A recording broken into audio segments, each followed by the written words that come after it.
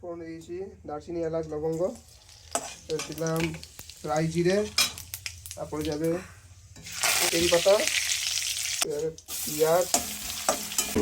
আজকে আমরা করবো মিক্স রাইস, ঠিক আছে।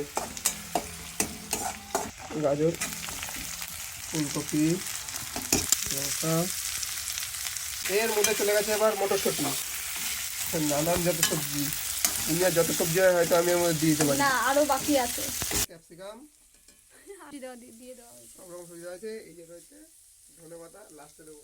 টাটকা ধনে পাতা জমি থেকে তুলে। ও আমার সবজি ভাজা হয়ে গেছিলো, তো এর মধ্যে লাস্টে ডিম ভুজিয়া ছিল, আগে থেকে আমি ডিম ভুজিয়া করে গেছিলাম, এটা দিয়ে দিয়েছি।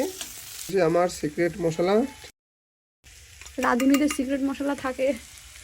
এটা হচ্ছে রাইস, রাইসটার মধ্যে দিলাম। ফ্রাইড রাইস লাগছে দেখতে। রাইস কমপ্লিট হয়ে গেছে, ঠিক আছে, এখন টাটা বাই বাই।